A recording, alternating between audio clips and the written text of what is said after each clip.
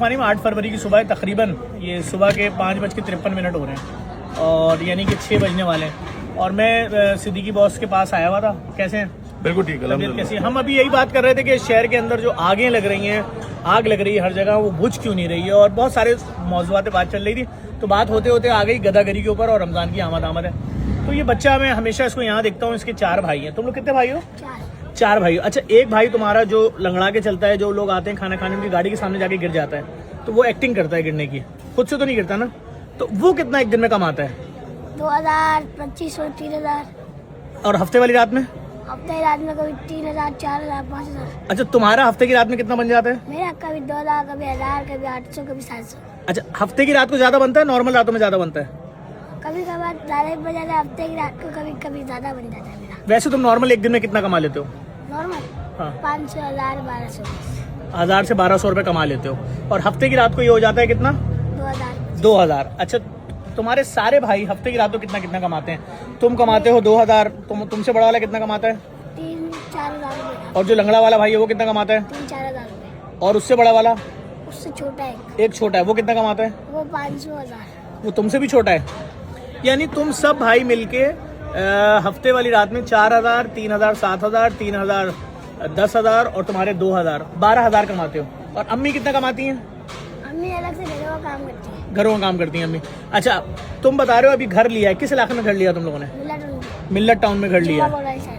जुम्मा जुम्मा कोट वाली साइड पे घर लिया। तो यहाँ तक कैसे आते हो, शाह फैसल तक? रश्के में आते हो। और वापस कैसे जाते हो? अभी रश्के में चले जाएंगे। अच्छा, फिर जब घर जाओगे सारे पैसे किसको दे दोगे? मम्मा को दे दोगे। अब सवालिया निशान ये है कि आपके अपने खानदान के जो सफ़ेद पोश लोग हैं, जो आपके रिश्तेदार हैं, जिनके पास मुश्किल हालात चल रहे हैं, उनके घरों पे खाने को नहीं है। बच्चा नौकरी ढूंढ रहा है, मास्टर्स करके नौकरी ढूंढ रहा है, ग्रेजुएट करके नौकरी ढूंढ रहा है, बिजली के बिल नहीं भर पा रहे, बिजली कट गई, गैस कट गई।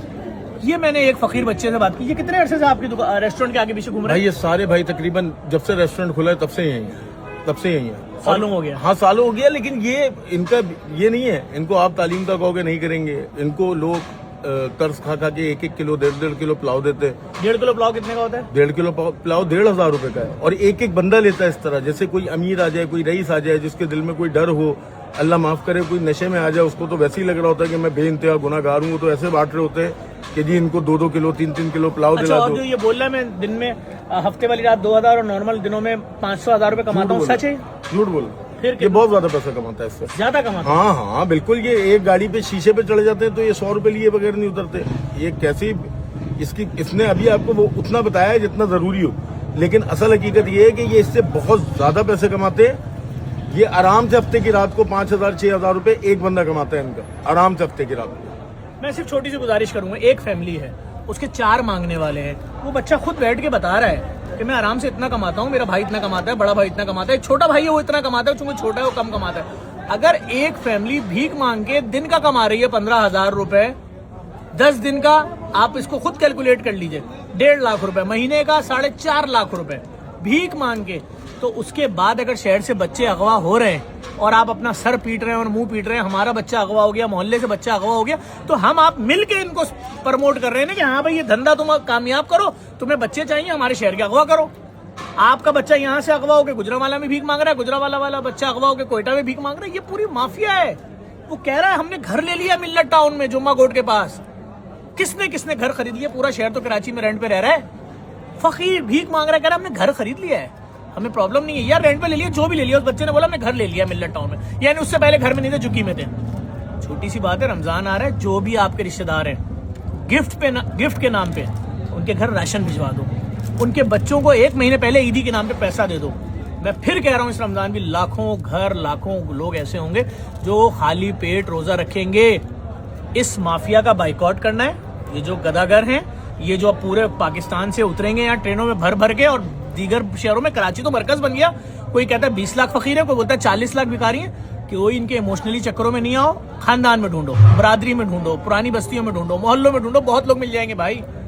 किसी के पास खाने को नहीं है, किसी के पास बिल के पैसे नहीं, किसी के पास इलाज के पैसे नहीं, किसी के पास शुगर की दवाइयों के पैसे नहीं। इस मुहिम को आगे बढ़ाना है, इस वीडियो को शेयर करना है। ये एक आम बच्चे से बात कराई और उसका एनी शायद ये सामने बैठा हुआ शख्स, ये खुद ब्लड कैंसर से जंग लड़ रहा है अपने बलबूते पे। इसके पास 3 रेस्टोरेंट थे, बिक चुके हैं। अब ये रात में रेस्टोरेंट खोलते हैं, उसको चला रहे हैं, अपनी दवाइयों के पैसे पूरे कर रहे हैं। लेकिन आप लोगों के खानदानों में हजारों लोग ऐसे होंगे जिनके पास दवाइयों के पैसे नहीं होंगे, उन तक पहुंचा दो। ये देखो, ये तो घर लेके बैठे हुए हैं भाई।